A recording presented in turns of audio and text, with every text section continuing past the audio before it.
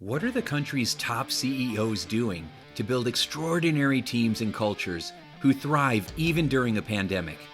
You're about to take a deep dive into the minds of wildly successful C-suite leaders who are evolving the way that we work in the 21st century.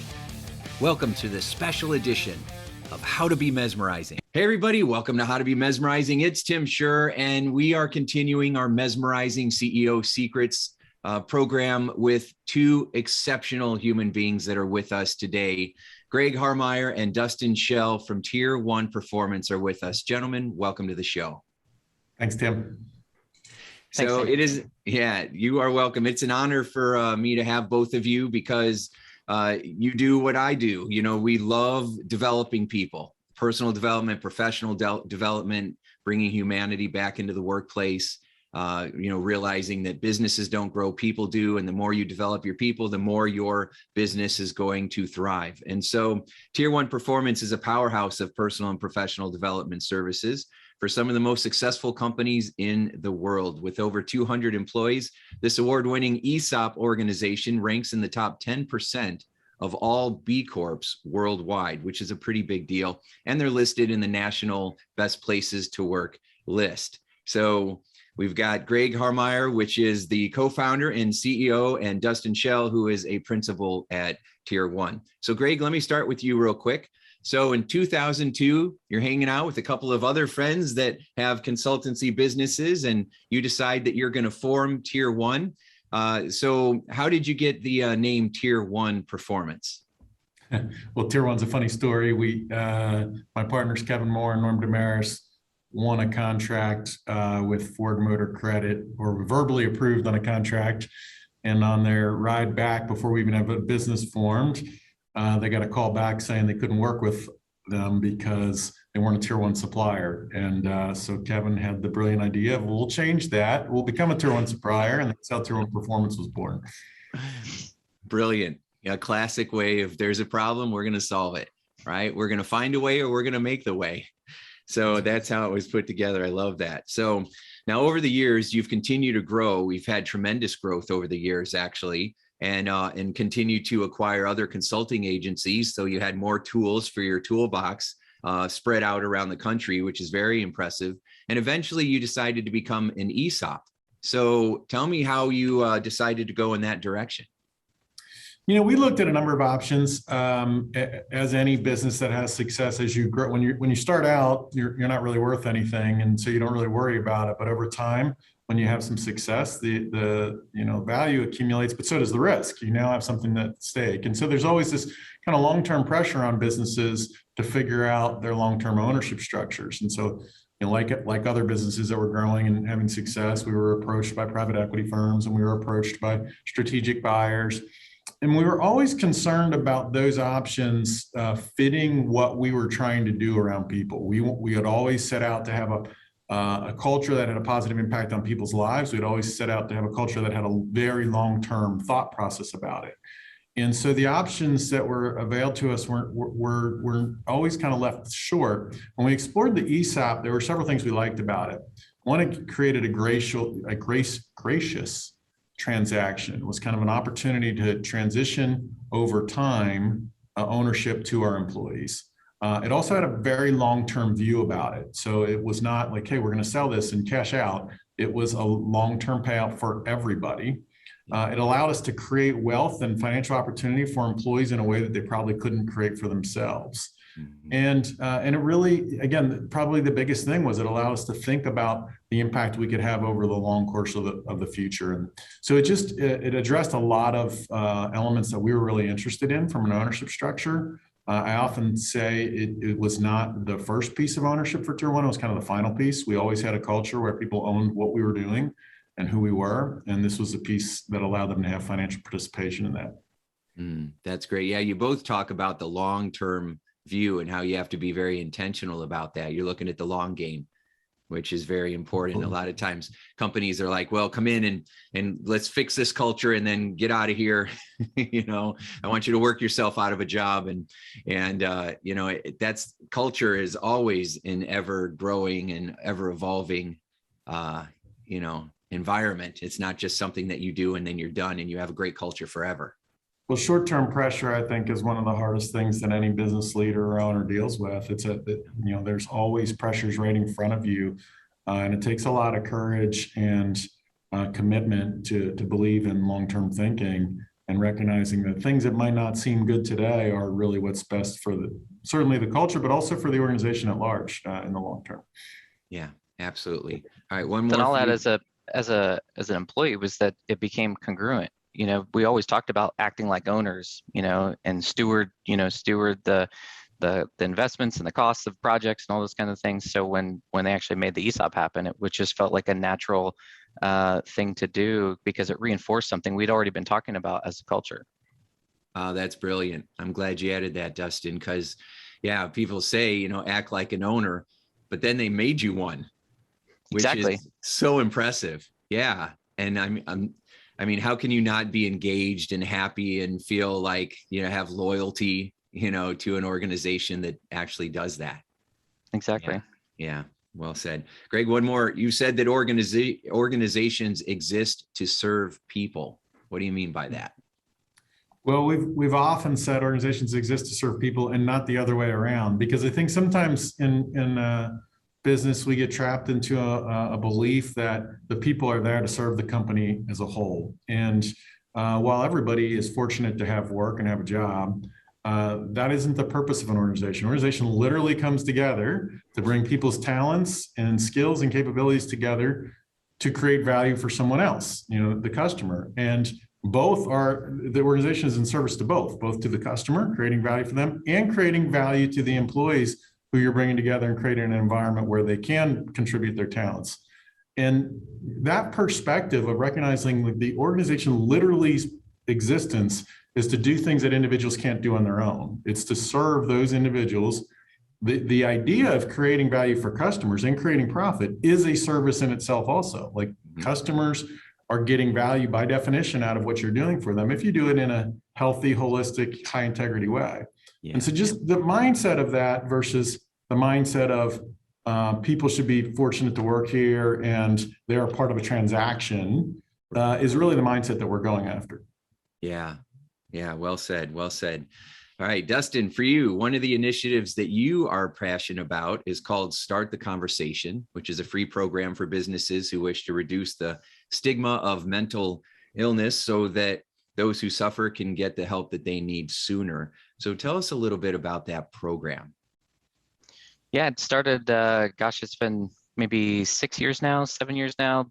Greg stood up in front of the company with a company pulse. And he said, hey, we're going to invest $1 million over the next couple of years in time and resources. And we're looking for people who are passionate about this space. We're all affected by it. We want people who believe in its potential to change people and organizations. And so I was one of those people that stood up and was like, yeah, I'd love to be part of that. Like so many of us, we all bring everything we've had in life to work, whether we like it or not.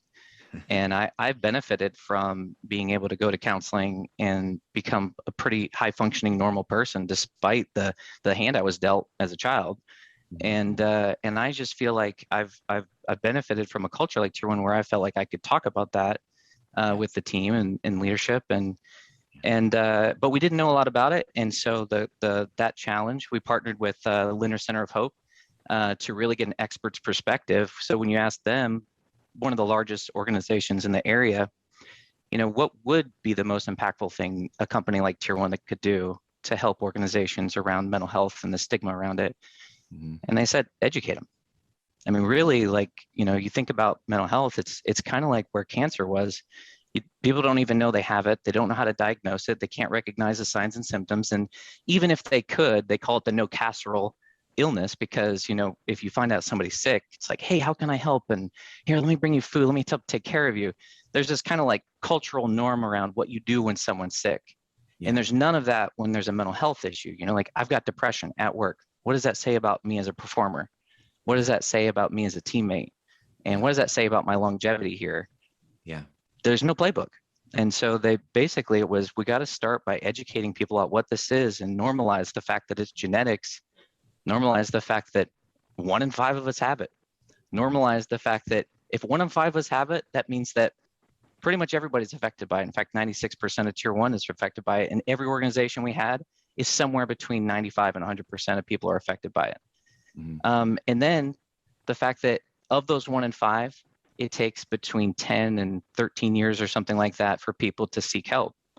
And when you wait that long to seek help with something like depression, anxiety, bipolar, it just has compounding relational issues. And then you start coping in negative ways. And now you have some kind of addiction component to this. And there's just so much. And when people are on that healthier side because they know the signs and symptoms and they feel like they're in an environment where they can talk about it, they seek help very quickly, they recover, and it becomes a part of their story of strength and recovery. And so for us, I'm passionate about the program because it's a way to help organizations have a way to start the conversation about what are the signs and symptoms and what does that mean and how is it okay for us to talk about it at work, and how do we start doing that, and what resources exist here in this organization to support us. So I don't know, maybe a little long-winded, but that's the why I'm passionate about it. Oh, I loved it. I loved everything you said. I loved how you said story of strength, right? Because that's what it is. It's the hero's journey. We start out with some kind of tragedy. We're fighting our external, demons, our internal demons. We're trying to figure this out. And a lot of times we don't feel like we have support. It's not like a broken arm. You can see the broken arm, right? But you can't see depression. You can't see anxiety attacks. You can't see that, what's happening inside of us. And there are so many remarkable tools and strategies that help unlock that power and that magic inside of all of us that people just do not know about. They're just not aware of it. Most counselors that I find are using the same therapeutic strategies that they learned, from the 50s and the 70s. And it's so slow, and so painful to watch compared to what's out there and what's available. So yeah, we could spend the whole show talking about that. So when you're working with business leaders, they're not counselors, right? They're not trained therapists. And so a lot of people get really uncomfortable when they think that they have to somehow take on that role. And so how do we get people to these leaders of companies to feel more comfortable having that conversation? What are some things that you've learned through doing that? So I'll start and Dustin can add some color to this. To put this in perspective, Tim, like we got into the mental health space, as Dustin was describing, we start the conversation purely as a way to contribute our capabilities to that cause. So our work is helping large organizations around organizational change and learning and leadership and culture and creating new behaviors and new mindsets around their work. We really don't do it around mental health work. And I bring that up because after we got into this as kind of a pro bono type of cause that we spent several years on, we began to realize more and more like how you show up at work is the number one thing that drives your performance. Before skills and processes and all the other stuff that we all invest in, how individuals show up healthy, their wellness, their overall wellness, how they're thriving or not, has a huge impact on their performance. And so there's a dual reason leaders need to engage in this discussion. One is just from a pure humanity perspective. Like if you're a leader and you want to make a positive impact on the people that you care about and that you work with, you need to care about their well-being. And one way to do that is to be vulnerable yourself and share your own struggles. Every single person's got them. You've got them. I've got them. People don't talk about them. They leave that part at home. They lock it at the door when they come in, and they pretend it's not there. And the more we can be wholly human in our work environments, the more we break down the walls, the more we create trust, the more discretionary engagement we get from people. So that's hugely important because you create trust through that vulnerability, but also the more likely those individuals are going to get help for the things that they need help with for their own sake, for their family's sake, and that's going to pay off in the work itself. So this is like a huge virtuous cycle when leaders can step in, be vulnerable, talk about wellness and health and well-being and their own struggles and their own issues, and engage their organizations to be open about their own processes, whatever open means. It doesn't mean they have to come and share everything with everybody at work. It just means that people need to get comfortable with these discussions and these topics in their families, in their communities, with their friends, and learn how to deal with them more proactively. If they do it, they're going to be better. They're going to be healthier individuals, and they're going to perform better at work. Well said. Well said. And if you're lucky, you've got kind of an enlightened and tuned in and attuned leader like Greg. And but more often than not, what we're experiencing is leaders are conditioned to keep emotion out of the workplace. Mm-hmm. Leaders are conditioned to focus on the outcomes of a person and not the wholeness of a person. And themselves included, for the record. I mean, like, that is the hardest thing that we're finding is and this is what I'm spending a lot of time right now, is how do I create an experience that helps a person tune back into their humanity, so that not only can they feel that compassion and understanding for themselves, but that then feel like it's something that they're able to give back to their teams, and trust that by doing that, I'm not going to lose the outcomes that I've been conditioned to focus on for so long. That in fact, by embracing the wholeness of a person, I actually create an environment where more outcomes are possible. Yeah. And I think that's the thing that it's funny, a very tangible thing that we have started to do is, like, if your wife were sitting in this room right now, how would she answer that question? Or if your spouse or if your partner or someone you loved were sitting right here, how would they answer that question? Because a lot of leaders have learned to just tune out of their own kind of personal needs and emotional experiences. And so giving them that kind of play test gives them a way to kind of look at themselves through a different lens at work. So just giving a tangible example of how we're starting to do that. Yeah, I like that. Here's another one. So I'm always looking for the unconscious beliefs that are holding people back. And one that I saw consistently was coming from leaders who felt that you cannot start to let people share what's going on inside of them, because everybody will start complaining, and it turns into a negative complaining environment. And I'm like, interesting. Right. And so again, the leaders are creating a culture, even when they're not intentionally creating a culture. Right. And so if you think that to allow people to vent or to share what's going on or to talk about the things that they're unhappy about is opening a door for complaining, and you shut it down, then there's a reason why there's such a toxic environment. So one of the experiences that I've used to help leaders to start to connect to their own humanity, the way that you were talking about, Dustin, is we would do a little exercise called Where I Come From. And people would tell very short little stories about where they came from. And so there was one CEO I was working with who very talented, everybody respected him, very cool guy, very successful as a leader, and but very at an arm's distance, right? That mindset of you can't be friends with your coworkers, and always at because then you won't have leverage over them, that old style of leadership. And so when we did this exercise, he started talking about how his mom and dad were very kind people, but they did not show physical love, right? So he never was complimented. He was never, no pats on the back. He grew up on a farm. So it was all about hard work, and then lift yourself up and do it because it's the right thing to do. And that's how he led. So he had great values of hard work and getting things done. And, you don't quit until the job gets done, but he never gave compliments, and people felt like he didn't care about them. And then they realized that he doesn't ever accept them either. And so that story of where he came from, everybody was going, of course, this is how you're showing up. And it started to change that. And when I first met him, he didn't have pictures of anything in his office, no family or anything, very sterile, a few business books. And by the end of our relationship, he had his wife and he had his 2 boys, and he became the person that was complimenting people.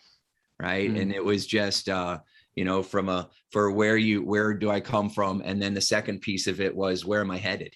Right. So that we're focused on who we want to become. So yeah, Tim, you're right. Just little starters like that.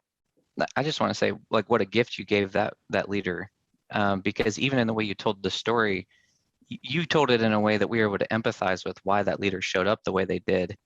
But you also, what you didn't share is that as much of that team's experience that they probably had with him for years of not feeling validated, not feeling like they're seen and appreciated. But then you gave context to that whole thing. We're experiencing the same exact thing, that because we've separated our whole selves from work, we lose some of the most important pieces of context for why we show up the way we do. And as soon as you have that, you're able to say, I literally was talking with a leader at a medical center in Boston after a very similar session. She said, I had the most incredible experience when I was doing the thing that I know I do and I can't stop myself. And my leader paused me and said, I'm so glad that I had that context, because now I understand why it feels so important to you to do this right now. Yes. And I'm really glad you're doing it. And thank you for doing it. She was being thanked for doing it instead of feeling judged for what she would. And it's just, and all it took was context. Right. So I love that example. Yeah. Yeah. Oh, so good. So good. So we all of us talk about the importance of getting leaders to be vulnerable and to know that vulnerability is a strength, not a weakness, right? We reframe what they believe that word means, and share personal stories to make it feel like a safer environment for others to share as well, what we would call psychological safety. So are there some tools that you're using or some ways that you are helping leaders to get past their own resistance? Because I get asked that all the time. We've got some people that are on board and we've got others that are just constantly resisting. What do we do about them? So any ideas? Greg, why don't you speak for tier one, then I'll weigh in on how we're helping clients. Well, I'll say a couple of things, Tim, for tier one. I love your story about, where do you come from? And we use a similar type of exercise. We call them our lifelines, but like in lots of forms, connecting people with the deep roots of who they are. And not just like, here's my resume, here's things I've done. Because so many people do when they do their introductions, they do their like, here's what I do, not here's who I am. Yes. And getting people to the essence of who you are. Everybody's views of things, particularly like vulnerability and trust, are deeply rooted in our experiences, just like the example you gave. And helping people understand that about each other and helping people normalize, like, we are all just people, and even helping organizations normalize their leaders, because they'll hold leaders on some kind of pedestal that they have to have certain attributes and certain expectations, and not always remember that they're human as well. And so bringing that kind of that humanity into leadership, I think, is a really important part of it. Another part that we work really hard on, you used the term toxicity before, and like if I bring out people's stresses and frustrations and issues, aren't I just going to kind of fuel a toxic environment? And I don't think that's the case at all. I think people need to process the things that they're stressed, that they have issue with. I think as leaders, you have to create hope that those things can be addressed, and you have to create trust. And those are two of the foundational things of why people follow leaders, is because of hope and trust. Yeah. And so you have to bring these things out. And even as peers, you have to create a vent for those things, not something that recirculates them. So I think that's an important part of leadership. And in our case, one of the things that I think we try to do to promote a healthy organization is I'm always like, bring things out into the light. Whatever people are wrestling with, drag them out into the light, and let's talk about them openly as an organization. And I think if you do that, and someone once told me that light is the best disinfectant. Like it's if you do that, that creates a healthier culture, and it creates an environment where leaders can work together and create a trusting environment, and recognize like things aren't always good. There are all kinds of stresses and challenges in our environment. Our culture isn't always great. But that's okay. If we deal with it out in the open versus in closed rooms, we're gonna have a much healthier place to work. Well said. Well said. Yeah, we know the old model of sweep it under the rug is not a very effective model. So yeah, Dustin. Well, I love Greg going first, because it's hard to give an experience to a client until you've experienced it yourself. And so we actually have found that it's not always appropriate for tier one to take what we do for ourselves and give it to our clients. Mm-hmm. But in this space where there's not a big playbook for this, and there's not a lot of even case studies for this in the workplace, we find it helpful to pull from some of the things we do for ourselves. So like a tangible tool, for example, is we created what we call Thrive Index. Different from a performance review, it's a tool to help you look across the whole spectrum of what it means to be a healthy human being. And half of it is work. But half of it is not work. And it's a way for you to start a dialogue with someone that has your back at work, not necessarily because it's trying to make you grow or to make sure you're aligned to a performance objective, but to help you identify an unmet need that's keeping you from thriving at life in this present season. Yeah. And so we have taken that tool and adapted it and started using it for our clients. I mean, the whole premise of a healthy team is made up of healthy individuals. If you've got one person on a team who's not thriving and is struggling, and they don't feel like they have an environment where they can, one, ask to reflect on what the heck that is, and then two, bring it to the table in a productive way, you have an unhealthy team, because you've got that one unhealthy person who's bringing that into the space. That's just one example, but I think the thrive is another one. The other is just making it explicit. I found that this stuff is like making the implicit or the unsaid said and explicit. And so, tier one, we have so many different ways to talk about our culture. It's crazy. But our values in action, one of them is I bring my whole self.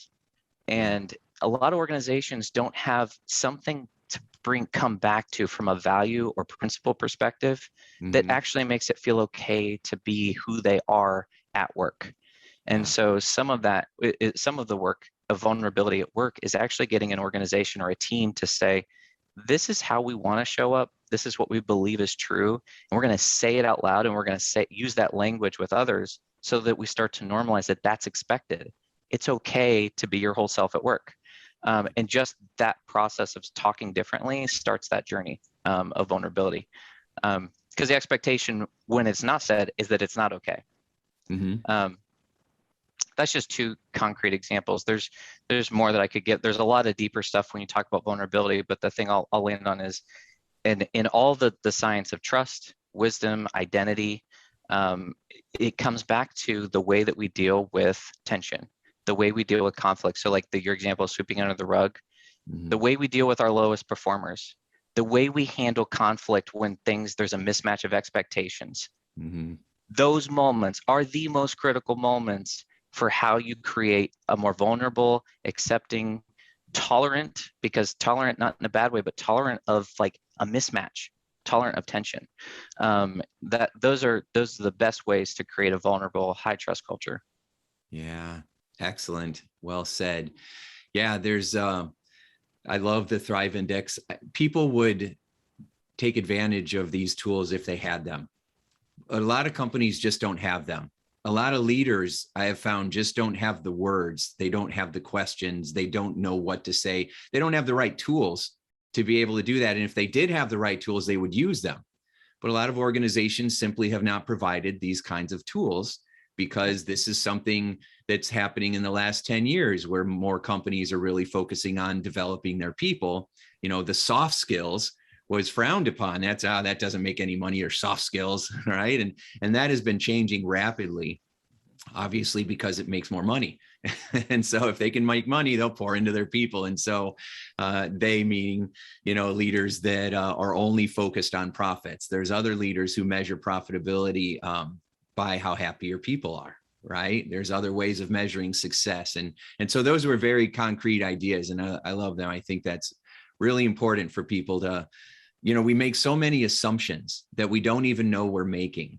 And so that's one of the reasons why we've got to have these conversations and keep the conversations going, because otherwise there's always assumptions that are being made that are false, and people don't even realize they're not on the same page. And it happens all the time. And so having that never-ending conversation, providing new experiences, having a set of processes and tools like your Thrive Index, where you can, instead of just performance improvement plans, you also have the Thrive, so you're looking at the whole person.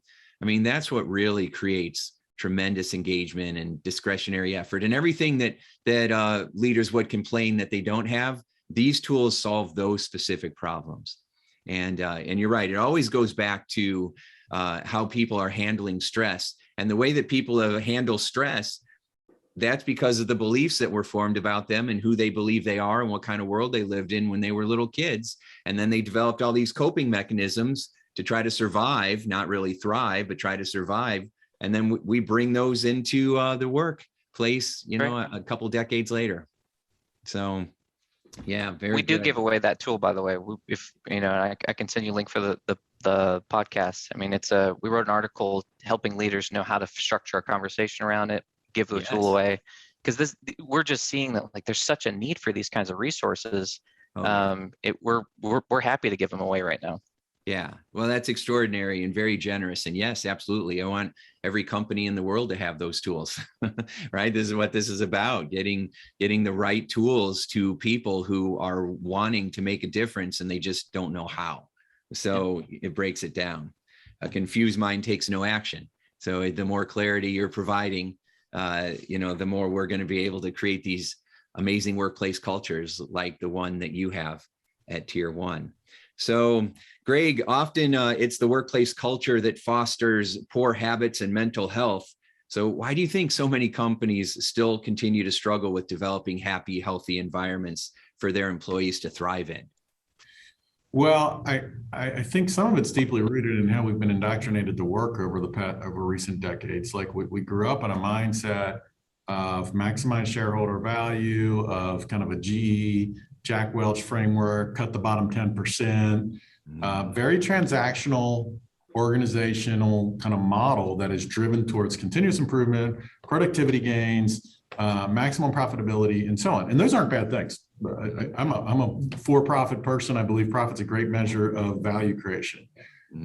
But when organizations get consumed by them, people who rise up through management ranks believe that's the central focus of their job, is to orient towards those things. And there's a very short-term mindset about that of, I've got to have performance out of this person this week or this month or this quarter, and I've got to finish this project, or I've got to deliver on this result, or I've got to hit this number, or I'm going to look bad in my job.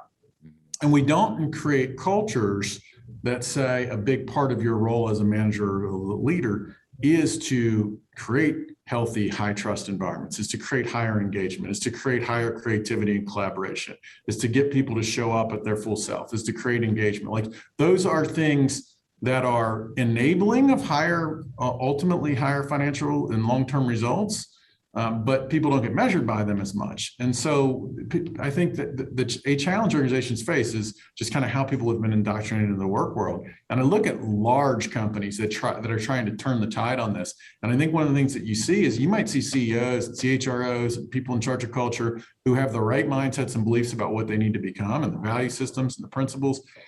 Translating that through the organization, through middle management, is a really tough process to get them to believe that the organization actually wants me to care about people. Yeah. Actually wants me to take care of people. Actually wants me to place compassion ahead of a marginal productivity gain, and actually wants me to care about this individual's lives. And to your point, most people, not just senior leaders, but middle managers aren't armed with the tools to even do it. And so if they're told to, it's a lot easier to be like, yeah, they can tell me that, but as long as I produce this number, that's what they're going to care about. Then you're going to have this mixed message. And I think that's one of the challenges organizations face with is mixed messages, short-term thinking, indoctrination into a central focus on profitability. And the way you change that is through the narratives and stories that you lift up in the organization of what people are doing are different. When they see that compassion actually matters, that well-being actually matters, that when they hear the stories of how the organization is taking care of people and the results of those stories and high-performing teams and how they came together, when they see the organization investing in creating connectivity and creating space and re-energizing space and creating wellness for people, then that starts to take hold and shift leaders' mindsets about what's expected of them. Yeah. Well said. Yeah, that I 100% agree with you. It's outstanding. And that's how you can walk into an organization, which I have, and they have glass statues and awards of their customer service. And then you go talk to the actual people and they're like, I hate this place. They don't care about us at all. And I'm like, where's the disconnect there? And it's because a lot of times, the C-suite execs have the right mindset, but it's not getting carried all the way down the line. And for years, the biggest complaint that the leaders I worked with had was that I don't have time to take care of my people. I can barely get my own stuff done, and it was always that got to hit my numbers.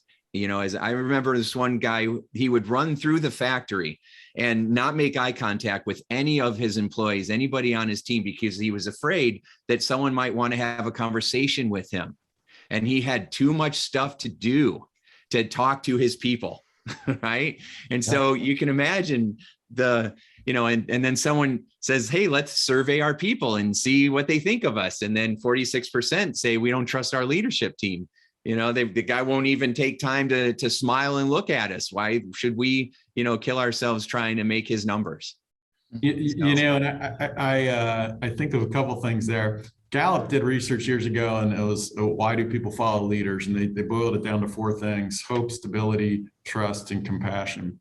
And the guy who first explained that research to me was explaining these, and he explained compassion, and he said, they need to believe you care.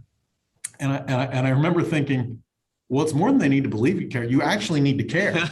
Yeah, that's right. And I think it's really important, because sometimes it's like, well, as long as we market the fact that we care, that's good enough.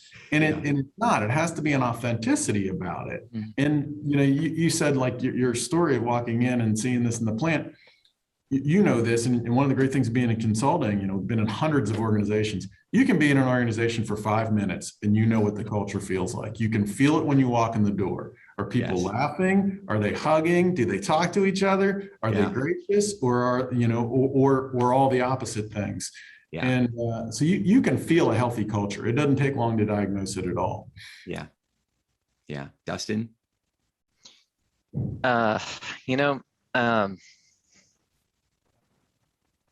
I'm so sorry. I was like multitasking, thinking about something else, if I'm really honest. Okay. And this is a great example of, I can say that in front of my CEO and know I'm not going to get fired tomorrow. There you go. I was tracking so much with what Greg said, and I was like following up on that Gallup research because I wanted to like remember it, if I'm really honest with you.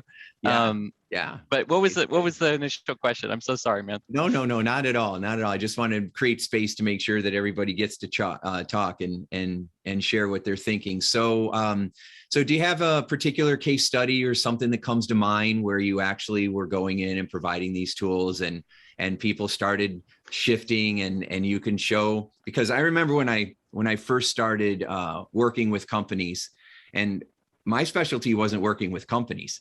I was an incredibly successful change worker, right? So if you were not getting results anywhere else, you were having panic attacks, or you had an addiction, or you were struggling in some way and nothing worked for you, I was the go-to person. I could go in there and shift things around faster than Tony Robbins, right? And so, so when I got invited to work with companies, I didn't know anything about it. And I remember an HR director said, well, what are your KPIs to prove that what you do is going to matter and be more profitable for our organization? And I'm like, I'll tell you, but first, what's a KPI?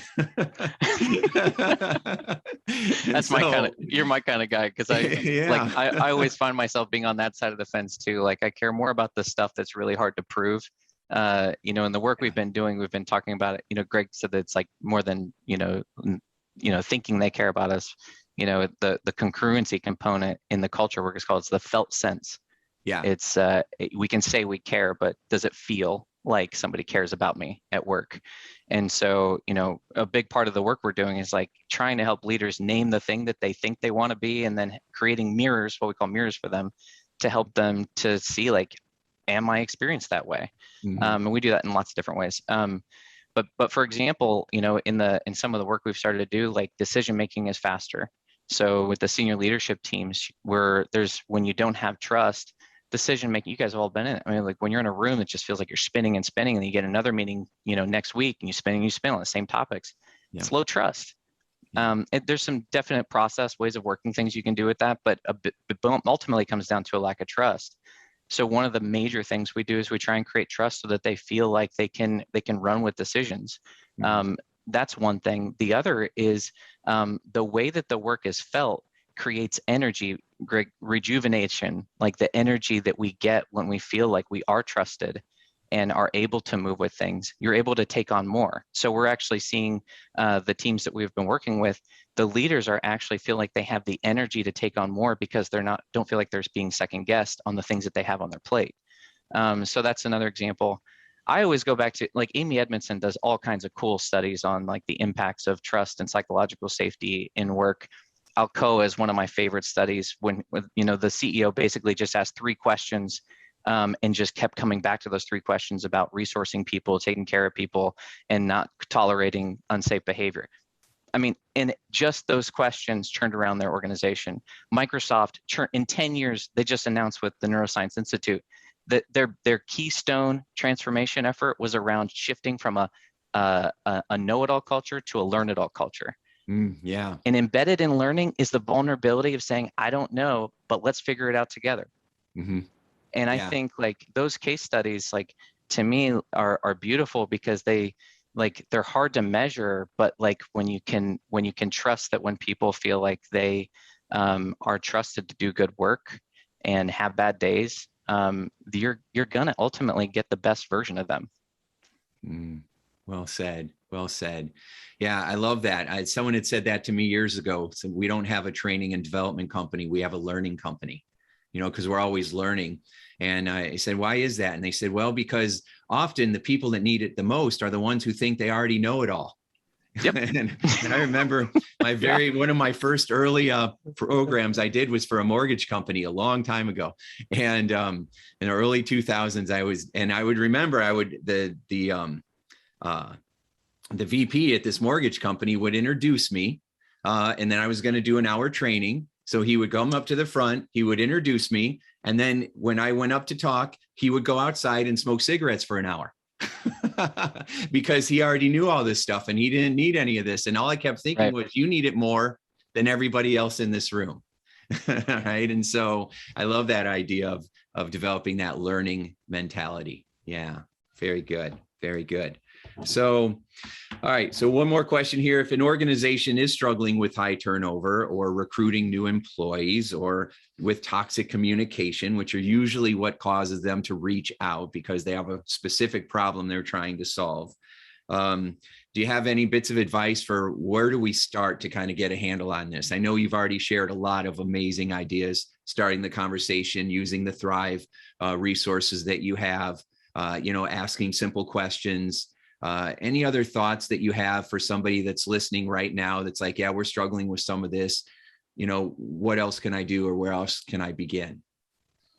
Yeah, I mean, I'll kind of tie back to some things we've touched on already, but two that come to mind for me. One is transparency is so critical, like sharing everything with everybody about where you are, about who you are, and whether that's financial data or even the struggles as an organization of like, we know people are wrestling with this issue and we don't have it figured out and we need to address it. And we're open to perspective and we may or may not act upon your ideas. Like just being honest and transparent about all of it, I think creates a stronger sense of trust, a stronger sense of belonging. I've always believed that simply sharing all information and opening it up, even if people don't fully understand it or even care about it, helps them understand that you care about them knowing and where you are and that they matter. So that I just can't overstate the value of transparency. And then the other is just helping people understand that you recognize what they're going through. I mean, we are in the past year and a half, we've been in one of the highest stress environments and highest anxiety environments I think I've ever seen in my lifetime. Mm-hmm. And just helping people acknowledge that you see it, that you recognize it, even if there aren't, like, if there's ways to specifically support it, go for it. I think that's super important. But just being able to talk about it and letting people know that it's okay, that we recognize it, and that we're trying to support each other through this, I think helps a lot. So to me, like those are, there can be toxicity. I will also say, I think this complete virtual, remote, distributed work is unhealthy. And some people want to hold on to it and be like, I don't want the commutes. I don't want to go to an office. I don't want to, like, we are super flexible. We let people do what is right for them. But I think encouraging people to recognize the importance of physical connectivity in their lives, I think is important. And it's a caring thing. Like, I think organizations are going to have to wrestle through that. And I think that was awesome, Greg. I guess the only thing I'll build on is to kind of speak to all the leaders, like not discounting the influence a leader can have in just the space that they hold with their teams. Mm-hmm. And, so thinking not programmatically or institutionally, but just a leader holding space for a team, the goal should be to create like an emotional Velcro. Like there's lots of reasons to leave. I mean, and people should be reflecting on leaving. It's healthy, it's good. And, but the reason people stay is when they feel like their needs are being met. And the two questions I always come back to from leaders are, behind every single human interaction, people are always asking, are you there for me? And do I matter to you? And if you can help every person on your team say yes to those two questions, in their hardest moments, they're going to feel like you matter to them and you will be there for them. They may not have that anywhere else, but they have it with you. Yeah. Don't discount the power of that. Wow. Well said. Well said.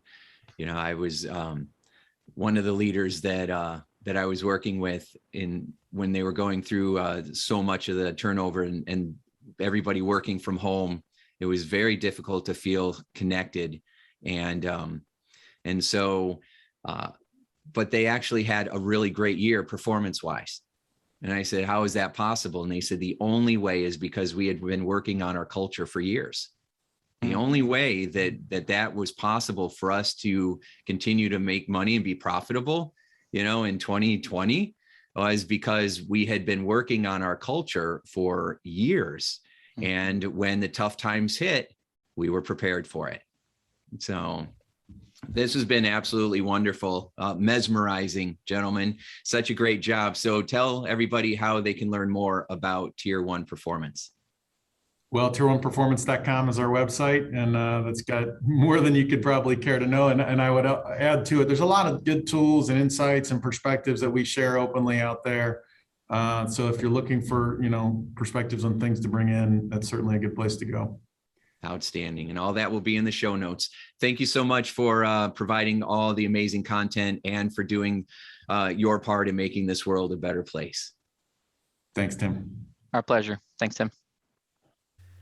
Hey, it's Tim. You ever wonder why so many talented, hardworking entrepreneurs and business owners struggle with inconsistent self-belief or high stress or procrastination or self-sabotage?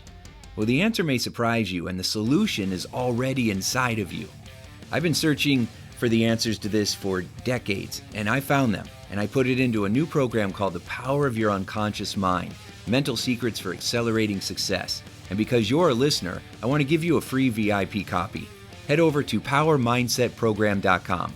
That's PowerMindsetProgram.com and grab your copy today.